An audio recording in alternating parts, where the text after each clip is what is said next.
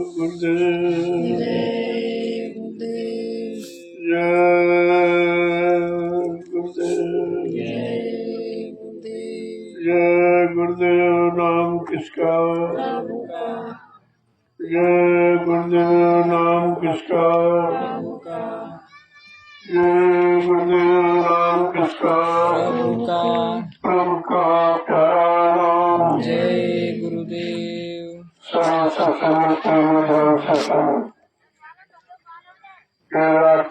परमात्मा श्रद्धा सेवा जो आप लोग कर रहे हो ये बड़े सवाल की बात है। ये सेवा सबको अड़चन नहीं मिलती। जो करोड़ों जन्मों की तपस्या, करोड़ों जन्मों के पुण्य, करोड़ों जन्मों की सेवाएं जब जीव की एकत्र हो जाती है तब ये पावन पवित्र घड़ी परमार्थी सेवा की होती है। सेवा कलयुग में प्रधान है क्योंकि जो उतना कमजोर है या शक्तिहीन बलहीन चरित्रहीन है लिहाजा वह आध्यात्मिक तरक्की ऐसे नहीं कर सकता। संत महापुरुषों ने अच्छी कृपा दया करके इन कमजोर जीवों के लिए परमात्मा सदा सेवा रखी है। तो शरीर इंद्रियों से जो भी आपने बड़े पाप कर्म किए उसी के जिंदगी के जीवन पर तो मन अच्छे सच्चे काम में साथ नहीं देता। उस गंदगी को धोने हटाने का एक ही आधार है कि शरीर इंद्रियों से परमात्मा सेवा की जाए। जिस सेवा के करने में कोई आपका निजी स्वार्थ नहीं, कोई लोभ लालच आपको नहीं, कोई किसी चीज की इच्छा नहीं है, केवल आदेश हुक्म समझ कर आप उसका पालन करते हो। और इस सेवा से जो व्यवस्था बन रही है जो आगे आने वाले समय में लाखों लोग इसका लाभ उठाएंगे, ये है आपकी परमार्थी सेवा। इससे तुम्हारा तो लाभ होगा ही, लेकिन तुम्हारे परिश्रम से जो व्यवस्था तैयार की जा रही है उससे आगे आने वाले विश्व में करोड़ों लोग लाभ उठाएंगे। ये 88,000 ऋषियों की तपोभूमि है। ये छोटी मोटी जगह नहीं है जो आज जंगल में प्रवृत्ति दिखाई दे रही है। इन्हीं जंगलों में ऋषि मुनियों ने तपस्या की थी। आज उसी जंगल को साफ करके आपको भी तपस्या का मौका दिया जा रहा, क्योंकि कलयुग के जीव के लिए यही तपस्या है कि जीवों के लिए मन का व्यवस्था तैयार करो। और कोई तपस्या नहीं कर सकते, कोई कठिन होगा, कोई संयम है, कोई वंचन तो आपके बस की बात नहीं है, लेकिन आदेश हुक्म का पालन करके आप वो लाभ प्राप्त कर सकते हो जो रात उनके योग से मिलता था। इसलिए संत महापुरुषों की दया एक कलयुग में हुई है आप सब जीवों पर कि किसी तरह से अपने कर्मों की गंदगी उतारो।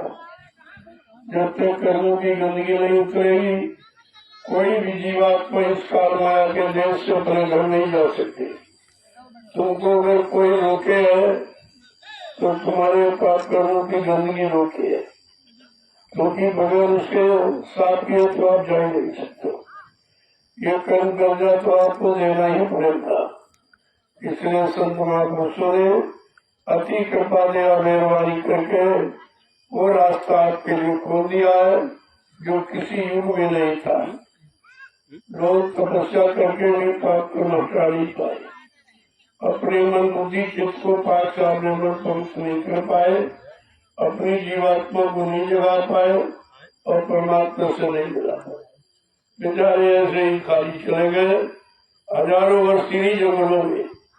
जहाँ आप बैठे हो इन्हीं जंगलों में ऋषि मुनियों ने तपस्या की थी, लेकिन कोई समय का सच्चा सदगुरु उनको नहीं मिला जो परमात्मा से मिलाने का रास्ता बताता। उस समय संत आए नहीं थे। संत तो अभी 750 वर्षों में कलयुग में आए हैं। जब से कबीर साहब आए तभी से संत नाम सुनने को मिला। इसके पहले न संत नाम था न संत मत था। जब तक संत मत नहीं था यदि सच्चा रास्ता जीवात्माओं को घर जाने का तो बेचारी जीवात्माएं सब जैसी की तैसी पड़ी है। आज सुख पुण्य कर्म करके राजे महाराजे बन गए मानी तो बन गए, लेकिन वह मृत्यु गए यहाँ से निकल नहीं पाए। क्योंकि शरीर इंद्रियों से जो भी आप अच्छा बुरा कर्म करोगे उसका फल ये मृत्यु लोक में आपको मिलेगा। और ज्यादा तो आप स्वर्ग लोक तक जा सकते हो, लेकिन स्वर्ग लोक आपकी जीवात्मा का लोग घर नहीं है, और तो बीच में है। वहाँ पुण्य कर्मों की कमाई के द्वारा जीव टिकता है, और जब पुण्य कर्मों की कमाई खत्म हो जाती तो पुण्य छीने मृत्यु लोके। जब पुण्य छीन हो जाता है तो फिर उसको मृत्यु लोक में ढकेल दिया जाता है। बीच के किसी लोक से कोई शक्ति नहीं जा सकती। न ब्रह्मा ब्रह्मलोक से जा सकते, न विष्णु विष्णुलोक से जा सकते, न शिव जी शिवलोक से जा सकते, न राम जी साकेत लोक से जा सकते, न कृष्ण जी गोलोक से जा सकते, न देवी देवता देवलोक से जा सकते। जाने का रास्ता है यही मृत्युलोक और मानव शरीर। जब ये मानव जिसमें पंचभौतिक शरीर आपको मिलेगा, पंचभौतिक शरीर के जानकार संत महात्मा फकीर मिलेंगे, वो दया कृपा मेहरबानी करके आपको रास्ता बता देंगे जीवात्मा को घर पहुँचने का।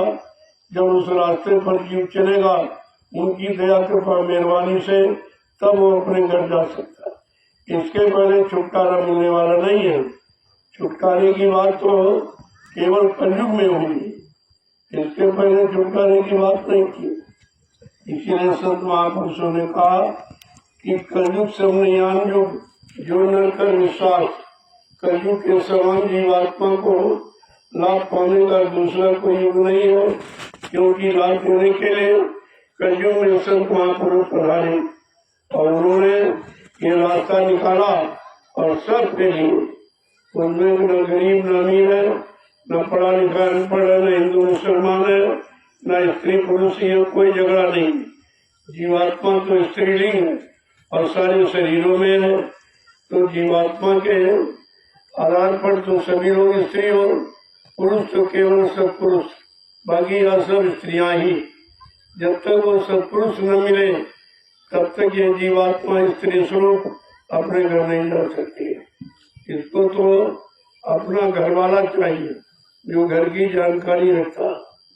ये सब सत्संग माध्यम के द्वारा संत महापुरुषों ने जीवों को ये समझाया कि भाई कलयुग में ऐसा रास्ता है जो जिस रास्ते पर चलकर जीव परम गति को प्राप्त कर सकता है, आवागमन से रहित हो सकता है, जन्म मरण से छुटकारा पा सकता है, और शारीरिक इंद्रियों का कोई ऐसा कर्म शुभ अशुभ नहीं है जिसके द्वारा तुम्हारी जीवात्मा का उद्धार हो सके।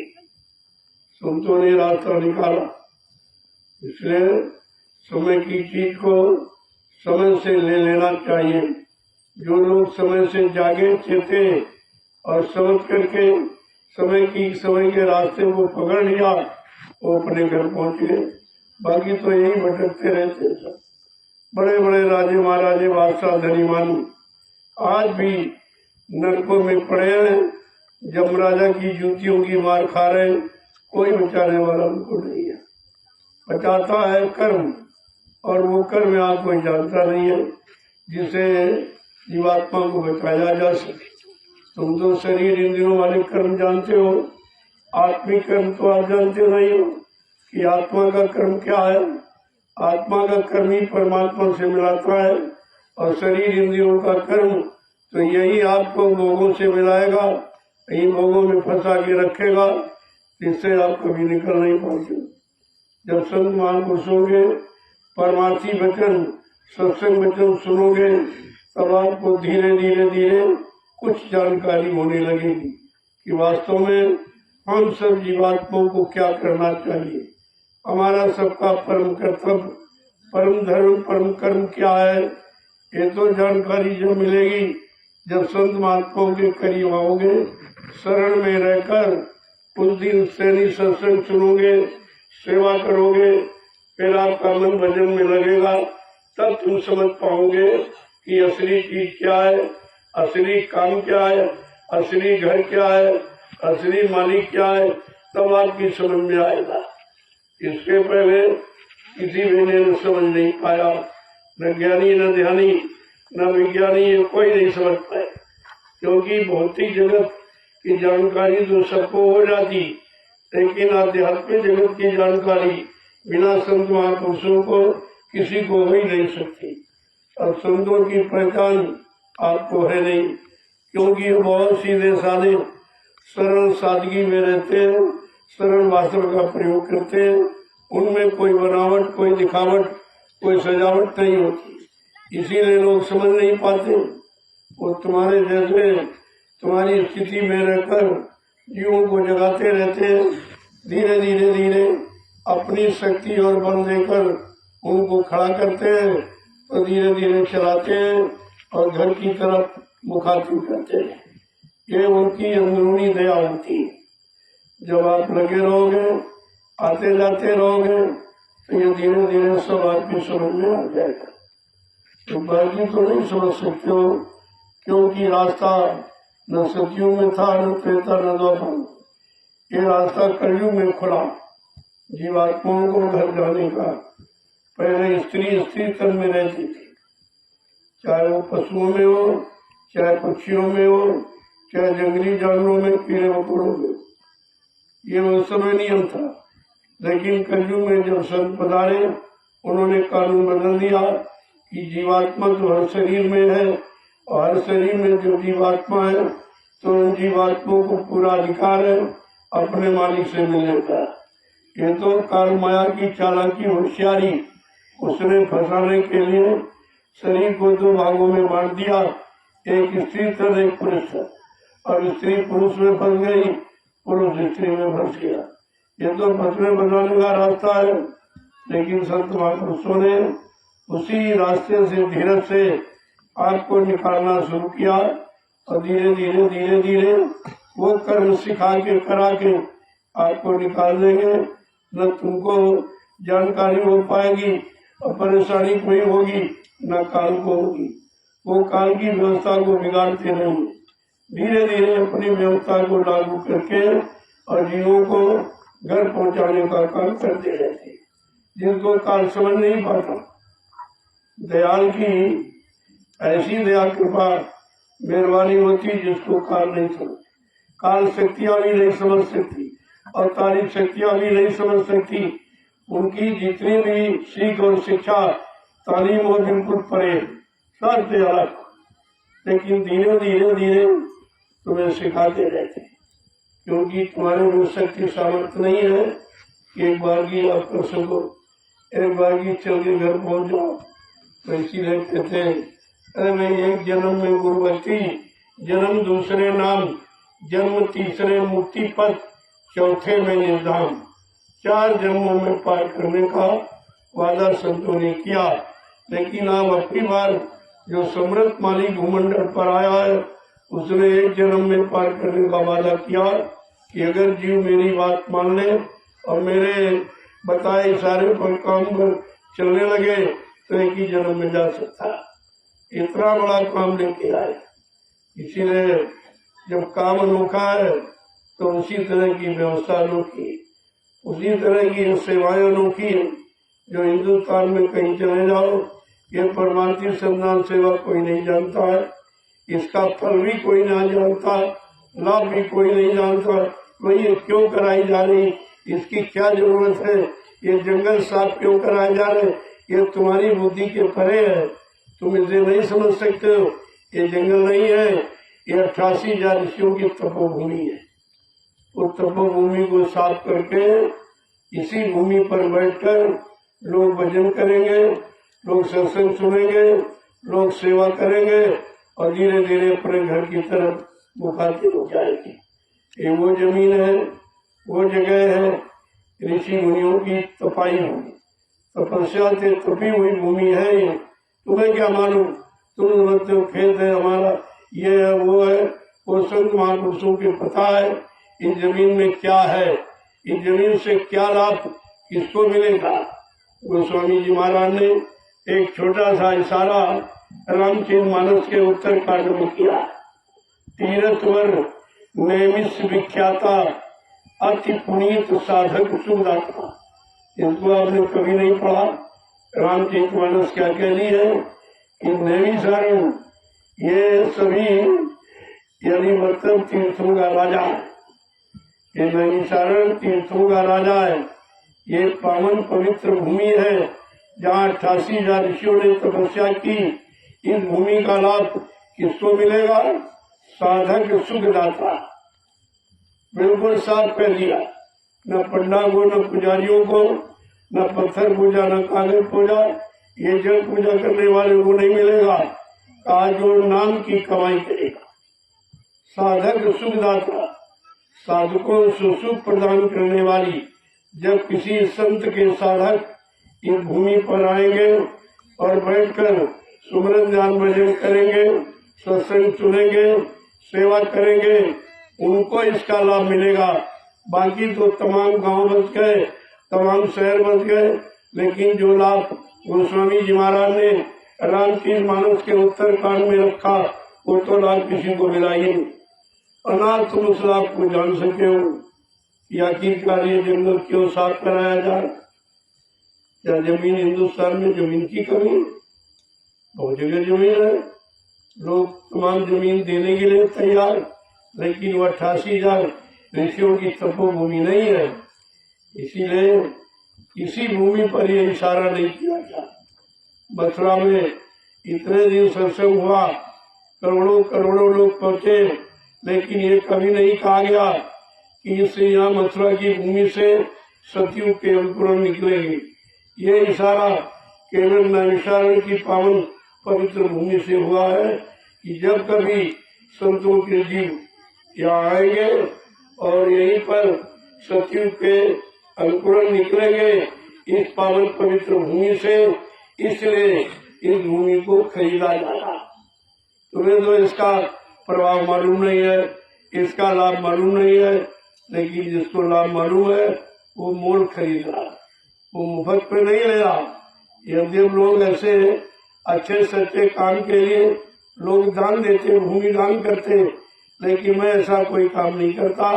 मैं आपकी भूमि मोल खरीदता, पैसे देकर किसी की मुफ्त में नहीं लेता, जबरदस्ती नहीं लेता, स्वेच्छा से जब आप देते हो तो उसका मैं पैसा देता हूँ। ये पैसा अच्छे काम में लगा देना।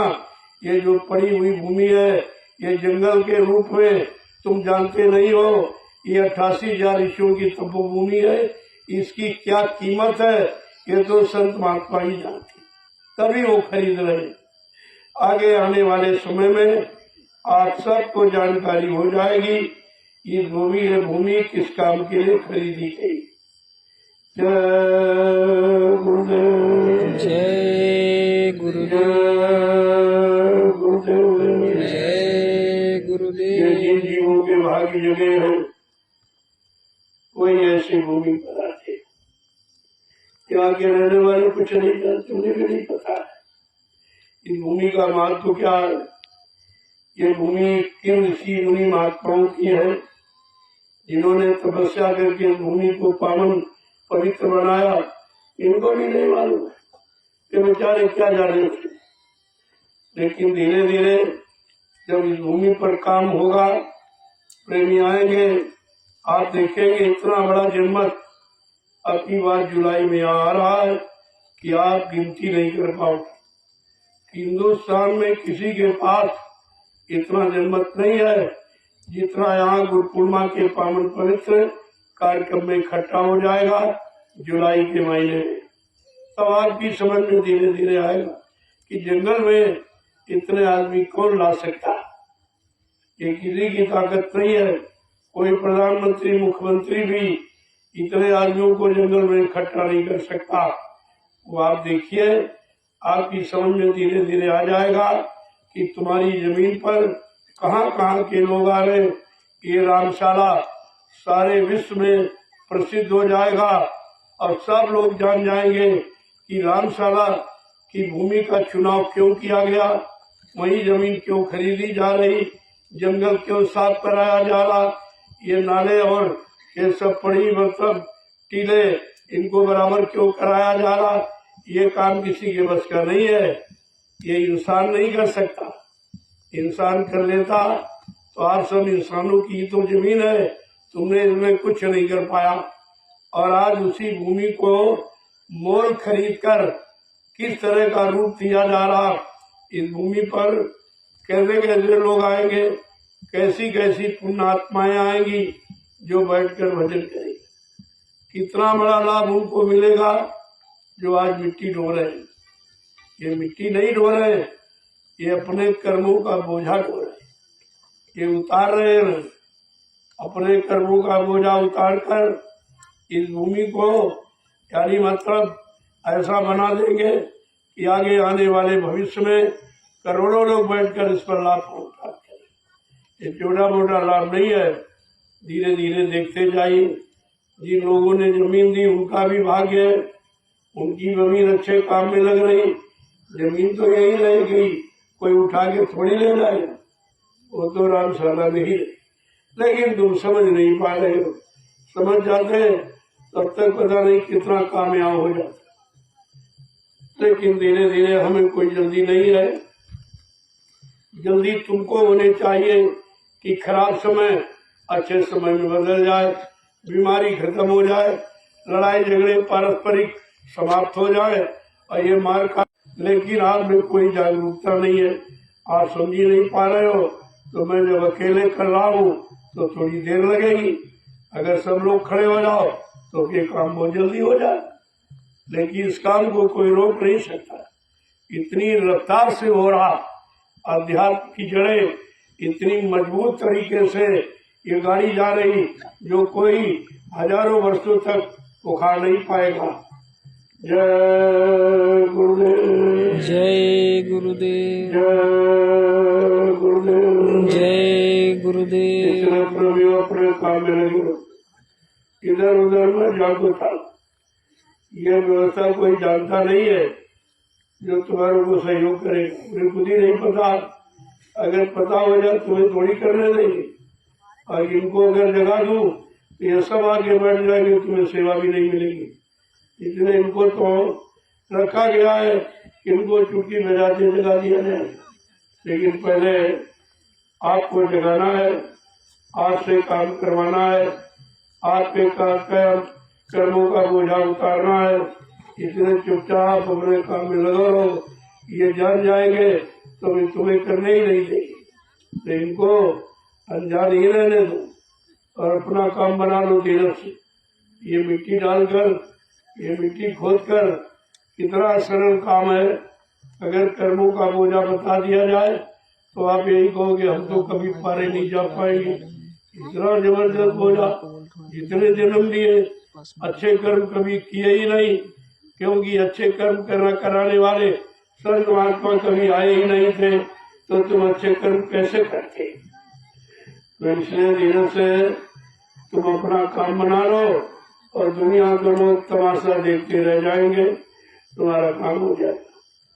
जय गुरुदेव, जय गुरुदेव। इतनी भारी मात्रा में लोग चले आए। अभी मैंने कोई इनको बुलावा नहीं भेजा, मैंने कोई आदेश नहीं दिया।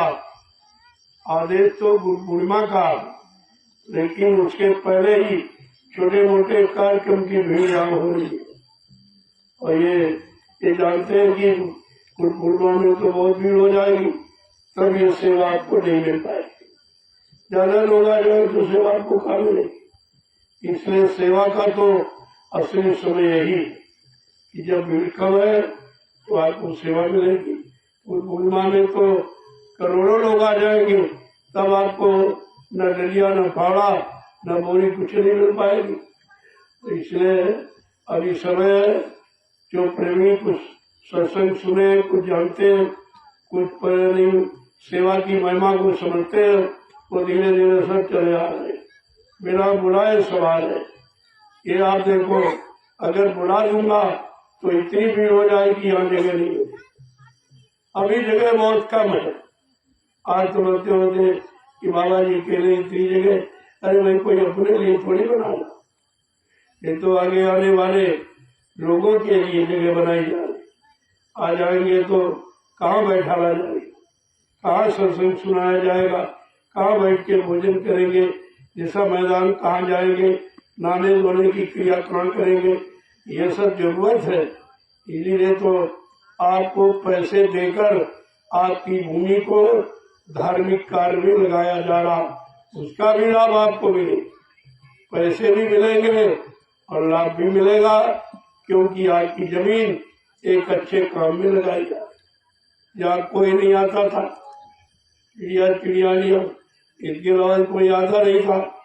अब उस भूमि पर करोड़ों लोग आएंगे, ये कम है।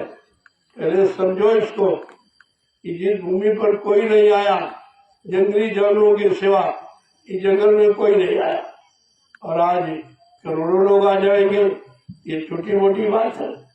समझने का प्रयास करो, भगवान ने बुद्धि दी है तो अच्छे और सच्चे काम को समझो, न समय निकल जाएगा, ऐसे ताकते रह जाओगे, कोई लाभ आपको मिल नहीं पाएगा। फिर आप ये नहीं कह सकते हो अरे भाई हमको बताया नहीं था, तुमको बताया नहीं, तुम्हारी जमीन ली जा रही और एक अच्छे धार्मिक कार्य में लगाई जा रही, और बदले में आपको अच्छा पैसा भी दिया जाए। ये शुद्ध पैसा, ये शराबी कबाबियों का पैसा नहीं है, ये गरीबों का है, जो हमारे हाथ में 10, 20, 50 रुपए देता है। मैं वही यानी संपत्ति आपको देता हूँ कि किसी काम में लगा दोगे तो दूनी चौगनी हो जाएगी, लेकिन अच्छे काम में। शराब कबाब और झूठ छल कपड़ में तो घाटा हो जाएगा, तो नुकसान हो जाएगा, लेकिन अच्छे काम में, बाल बच्चों के पालन पोषण में, बाल बच्चों के लिए कोई व्यवस्था बना लो।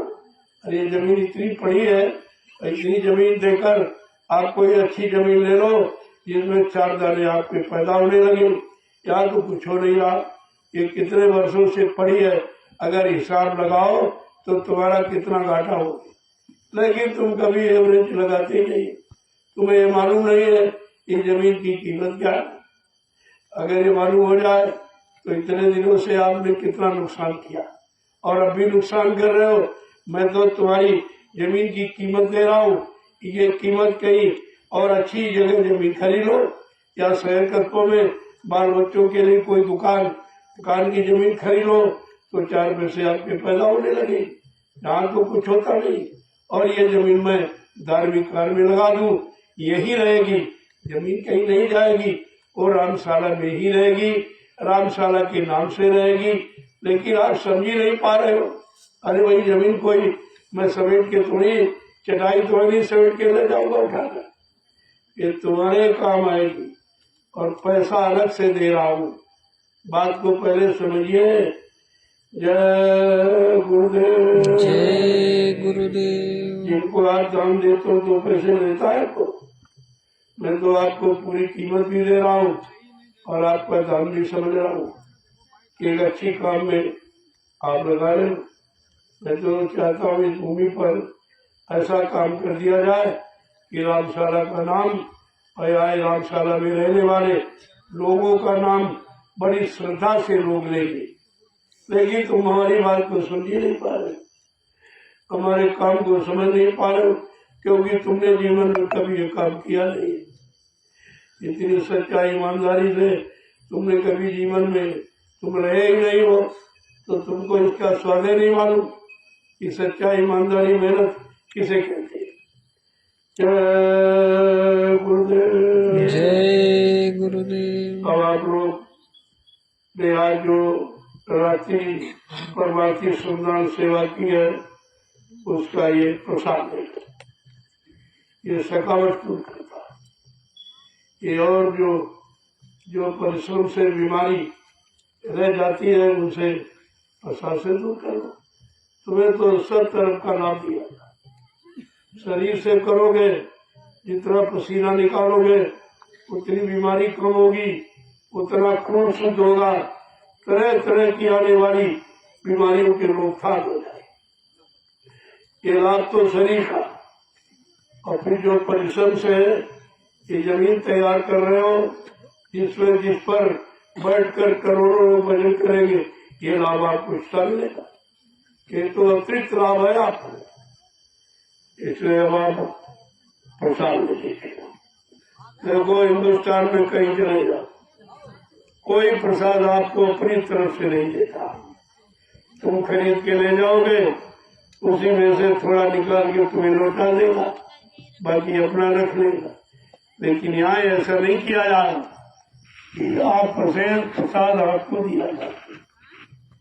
और तुम्हारे यहाँ ही नहीं, सारे हिंदुस्तान में मैं ये महाप्रसाद बांट के आया हूँ, और जब भी निकलता हूँ तो प्रसाद बांटता हुआ जाता। मेरे अंदर कोई मतभेद नहीं।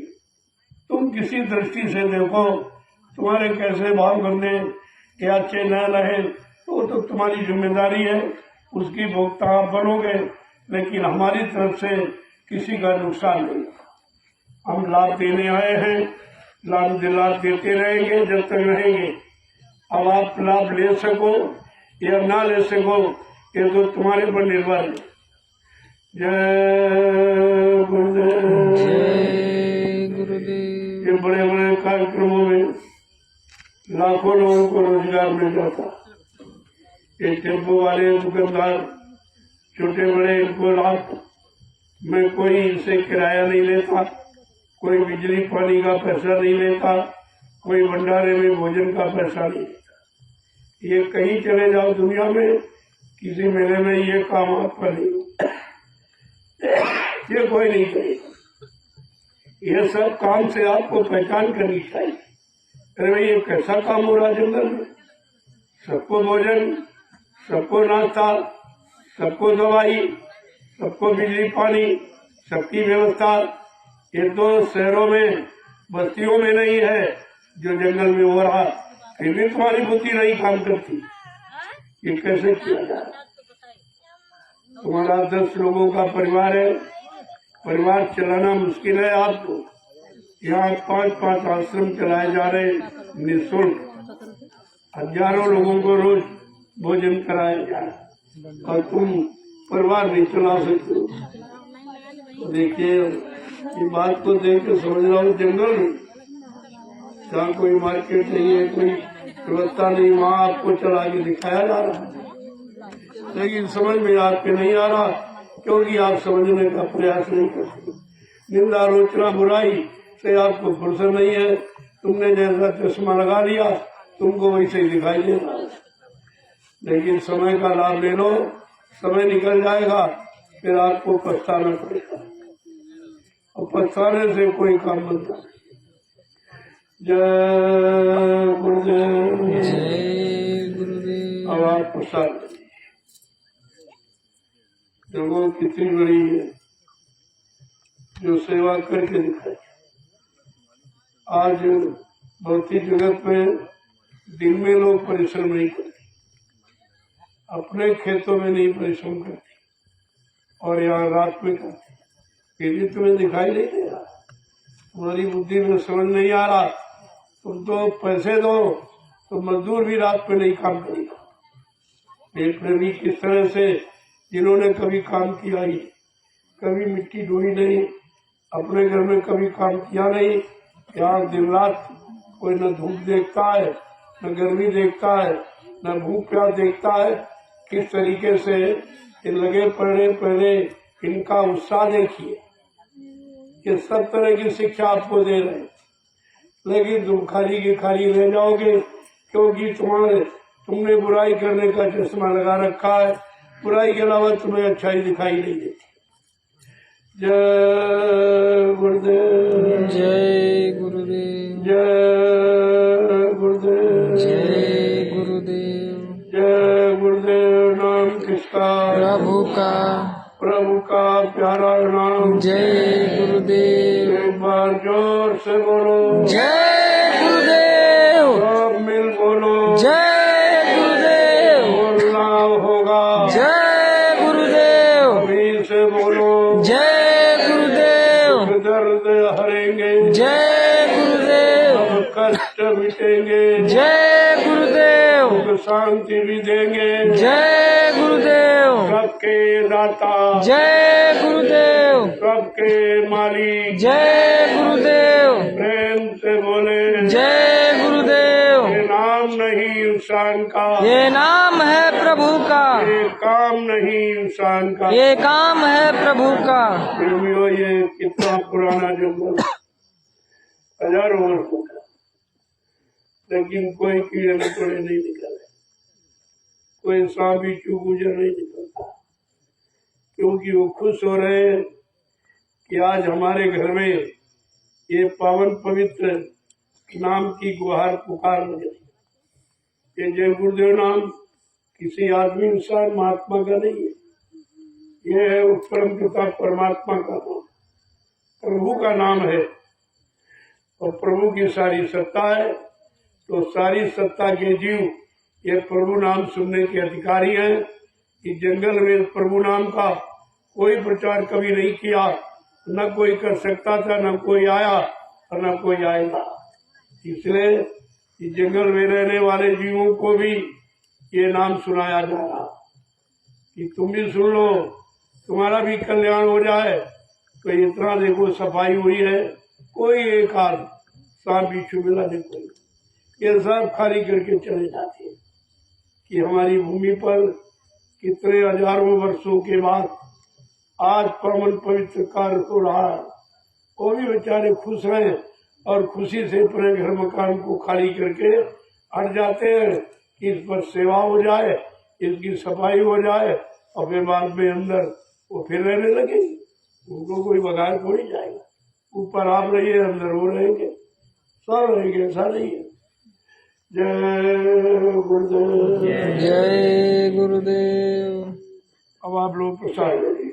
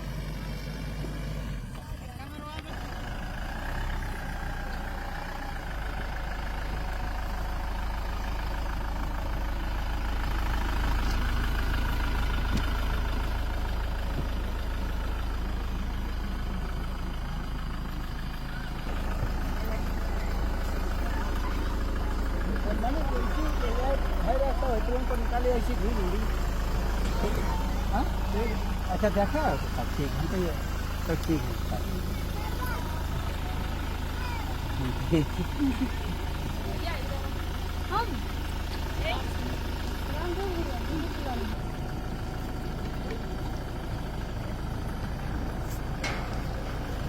सरकार यह है तो यह के नीचे तो साफ करवा बंदा करे लगे थे ना शुरुआत करवा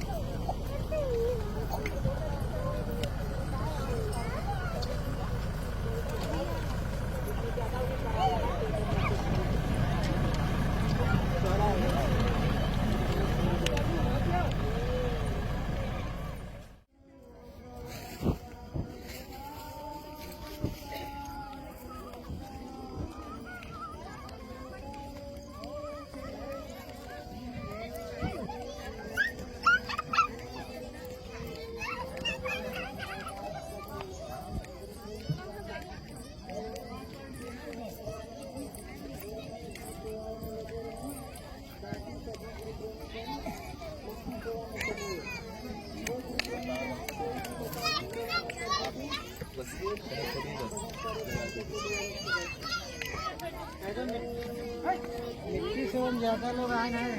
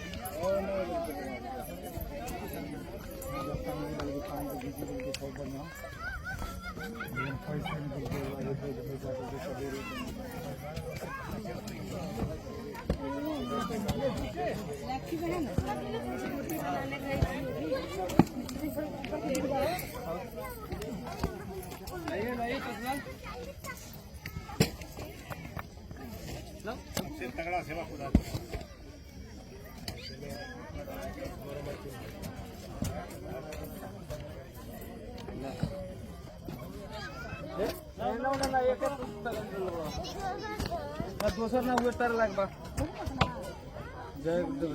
जय गुरुदेव।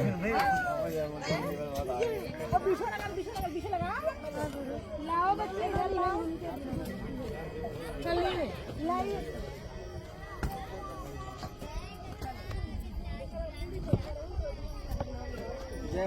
काम कर। जय गुरुदेव।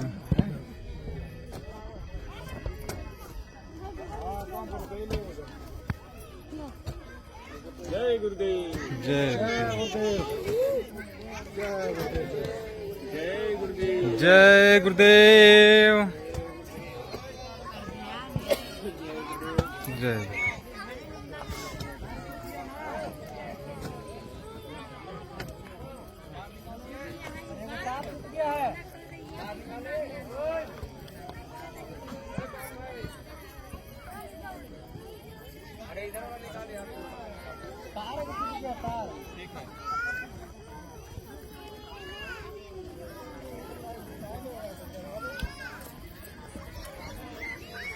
अरे यार तार निकाल तो रखा रहे हैं कि तार टूट गया तो निकाल नहीं रहा है।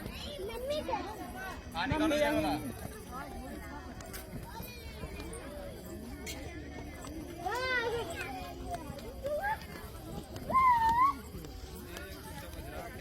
वहाँ सेटरिंग हो गया रामशाला में। हो रहा है। अच्छा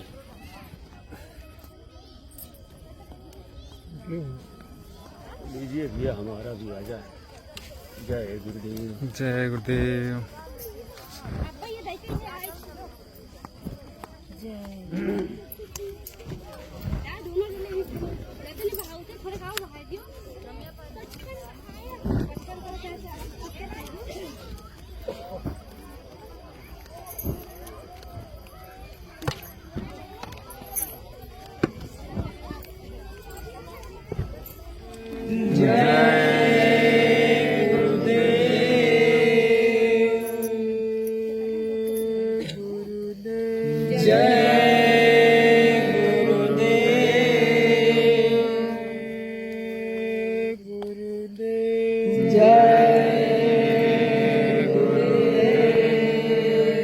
गुरुदेव नाम किसका? प्रभु का।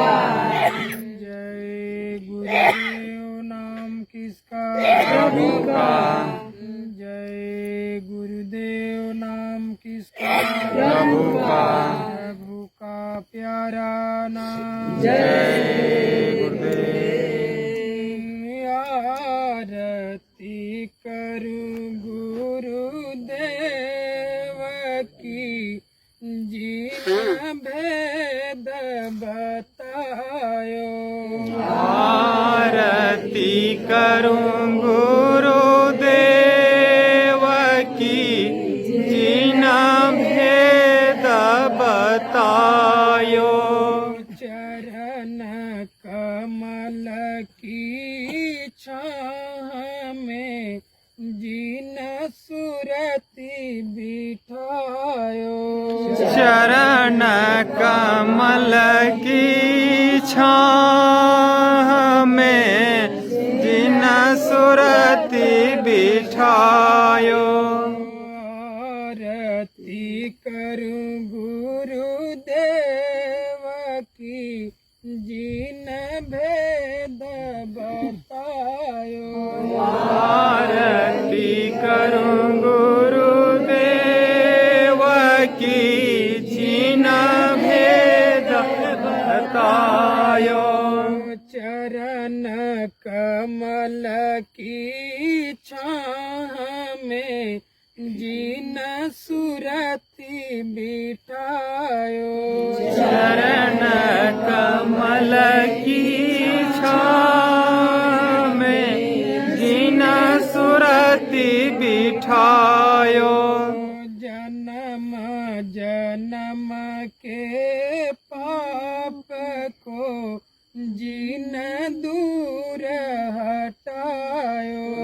जन्म जन्म के पाप को जिन दूर हटायो।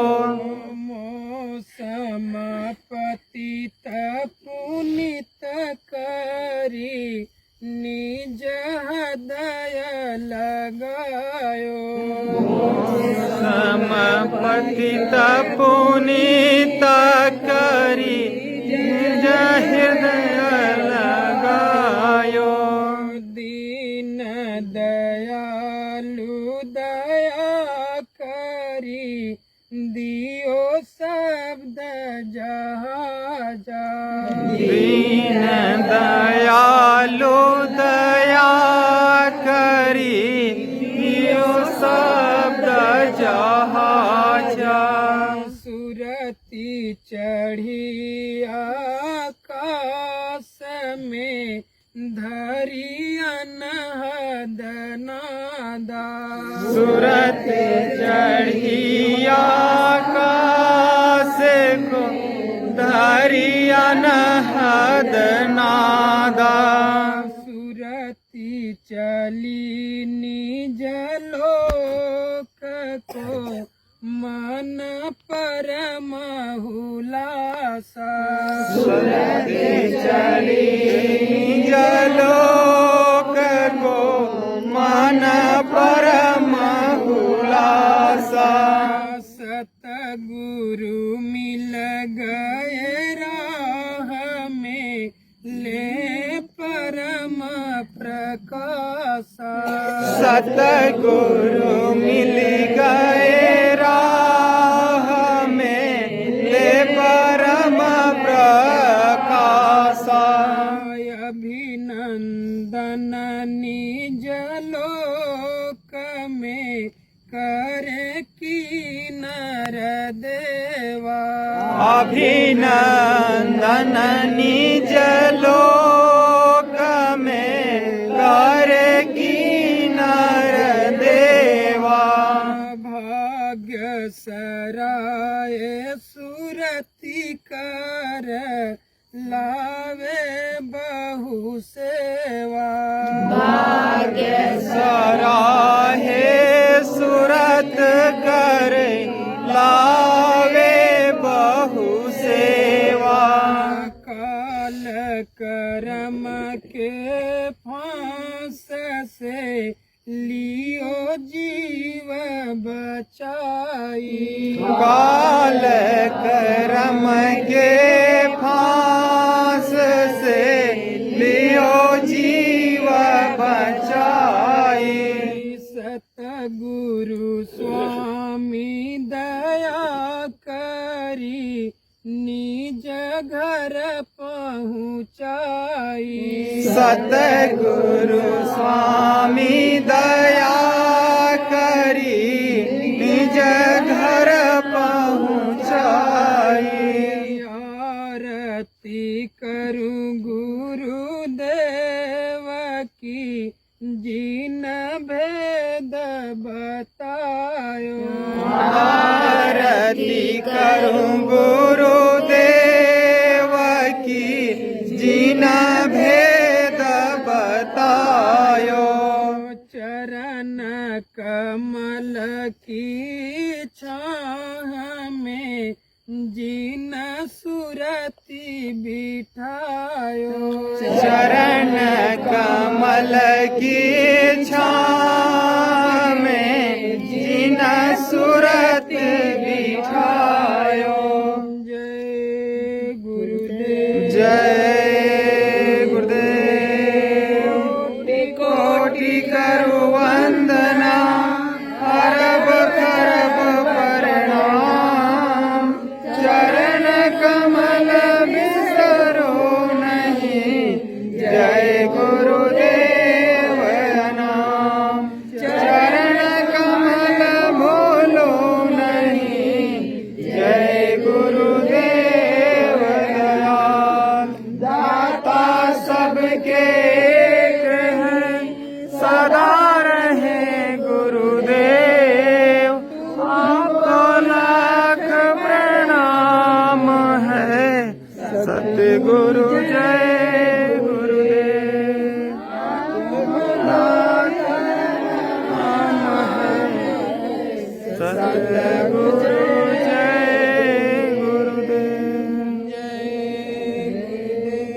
जय गुरुदेव।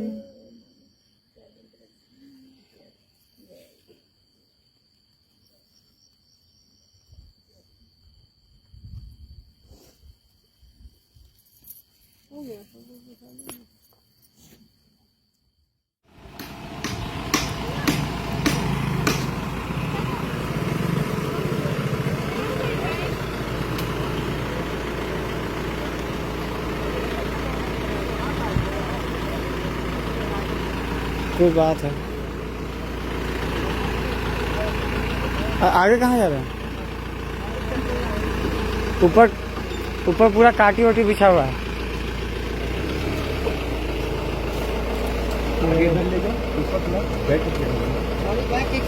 घुमा लगा दो।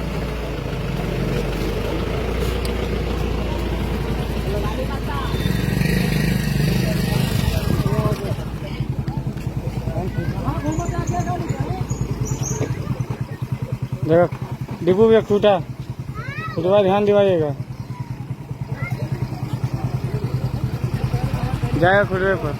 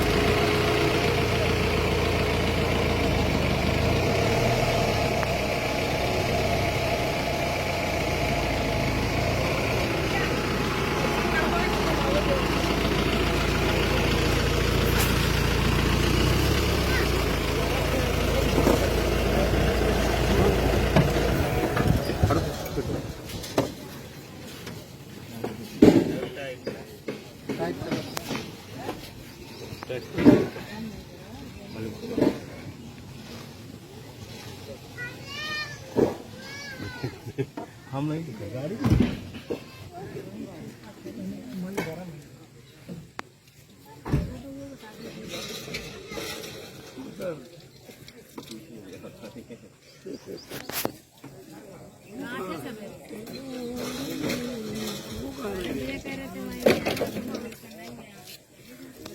गए हैं अपने उसके खेत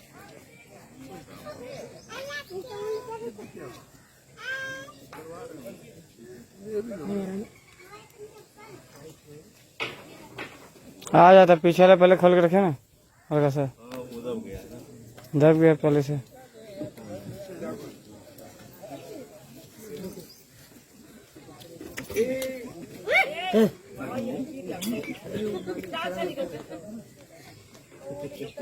कुत्ते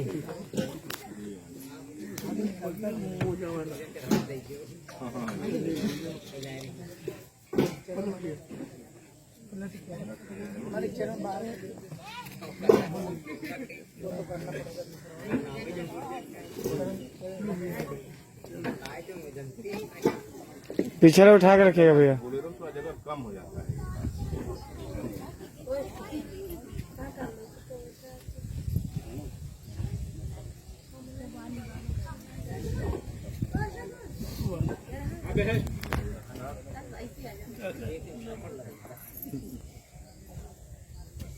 बेटा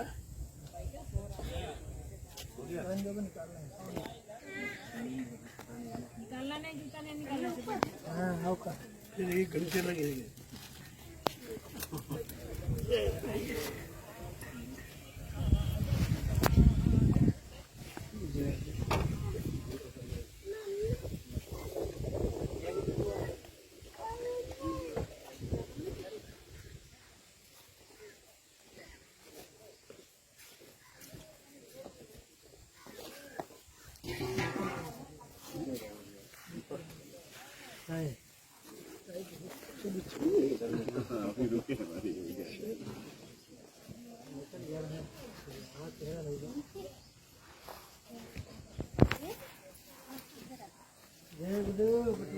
मामा कहाँ पे गए?